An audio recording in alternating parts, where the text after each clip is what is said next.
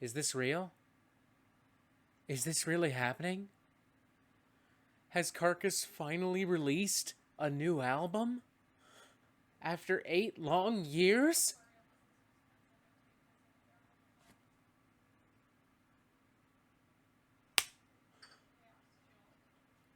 I'm not dreaming. This is real! Fuck yes! Let's fucking go!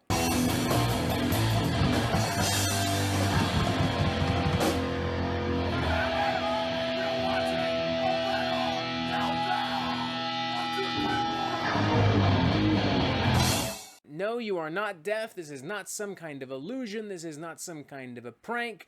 Carcass have indeed finally returned. The legendary extreme metal chameleons, pioneers of both grindcore and melodic death metal, one of my all-time favorite bands, is back. Finally, with a brand new studio album entitled Torn Arteries. Their first in nearly 8 years. Their first following the one-way ticket to Rift City, population you, me, and Carcass, that was Surgical Steel. An album so infectiously catchy, monumentally badass, and definitively metal that it stands as one of my favorite albums of the 2010s. As such, it should not be very surprising or shocking at all for you to hear, for you to learn, that I have been very impatiently awaiting the release of Torn Arteries.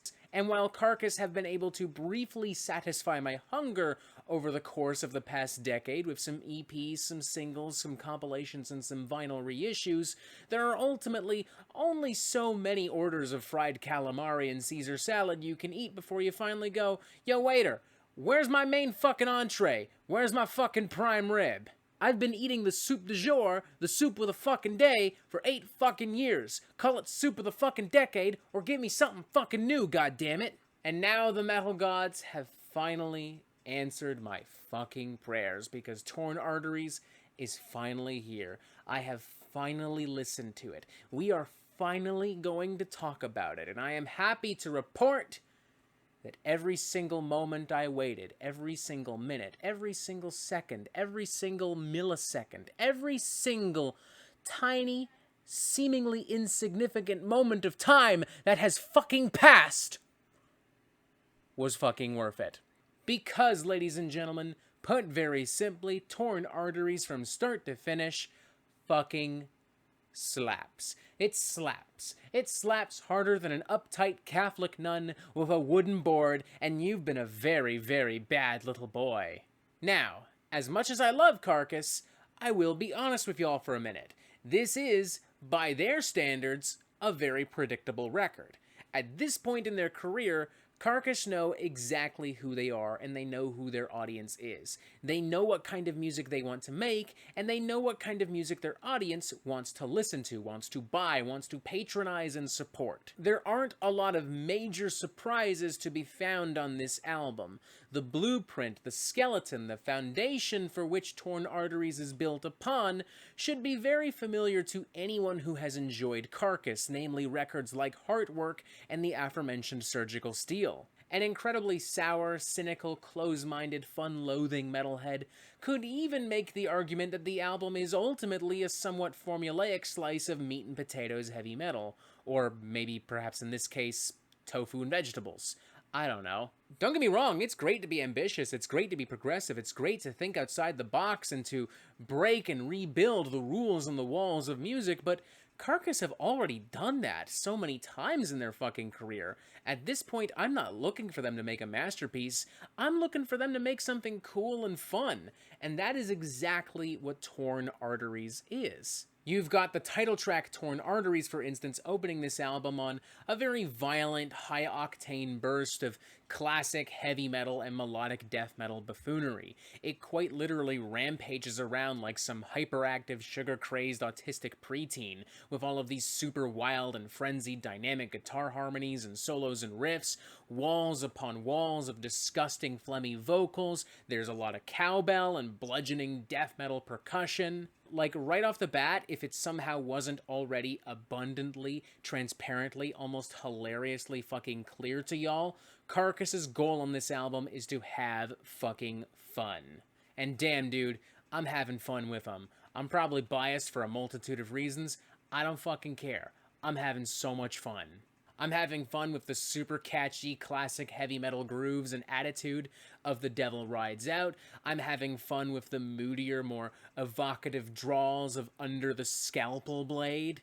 And I'm especially having fun with a lot of the more tongue-in-cheek and gruesome material found on Eleanor Rigor Mortis and Kelly's Meat Emporium, the latter of which perhaps has some of the funkiest lead guitar work on the entire album. I really dig it. It's obtuse and a little left field for Carcass, but in the best way possible. To Carcass's credit, there are actually quite a few left-field twists and turns and decisions to be found across the album, without disrupting the flow and without alienating longtime fans like myself. Take, for instance, the closing track, The Scythe's Remorseless Swing, which initially has the size and the scale of a more modern Iron Maiden cut, then transitioning quickly, but weirdly quite beautifully, into the more blatant, razor-sharp, malicious melodic death metal that we expect from Carcass at this point. Now, I will admit that the way this song ends, and in turn how this album ends, does feel somewhat anticlimactic in comparison to the massive album closer from Surgical Steel, but the track itself individually is nonetheless a certified banger. As is Flesh-Ripping Sonic Torment Limited, the album's monumental 10-minute melodic death metal opus, which has so many different twists and turns, so many different spices and flavors, so many wild displays of insane musicianship, that it almost does begin to feel and flow like a prog metal number at times. I mean, not to the extent where Carcass is going on tour with Dream Theater or Between the Buried and Me, but definitely to the extent where maybe if you're looking for something a little bit more technical and cutting edge from Carcass, this track could suffice. The only track I'm really not digging here would probably be In God We Trust. It's by no means a terrible or incompetent cut, but it does seem a lot less clever, even underdeveloped, in comparison to so much of the other material found on Torn Arteries. Thankfully, this track is quickly forgotten, though, as it is immediately followed by one of my favorite cuts on the entire album, Wake Up and Smell the Carcass, which is filled with surprisingly bouncy and jaunty hard rock grooves, heavy metal rhythms, and a genuinely really catchy chorus. Definitely expect people to be singing along to this when Carcass finally returns to the stage.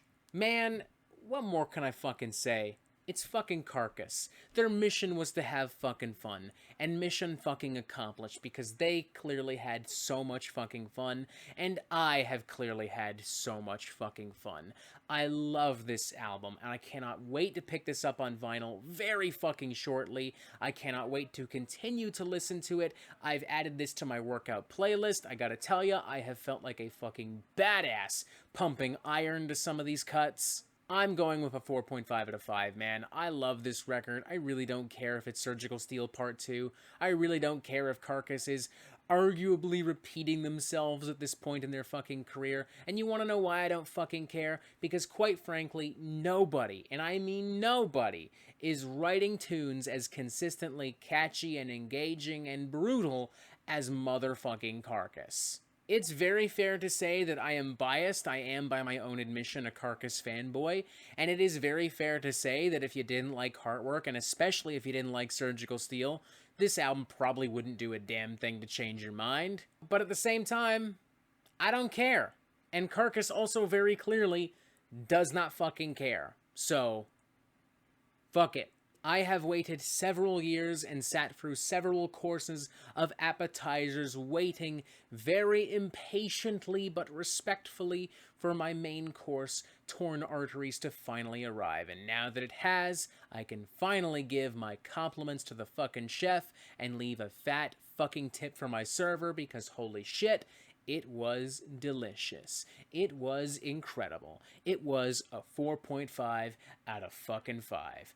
Definitely check out this motherfucker the moment it drops this coming Friday. And that is it for the Metal Meltdown. I'm not an expert, nor do I claim to be, so what do you think? Do you like this album? Do you not like this album? And what do you want to hear from me next?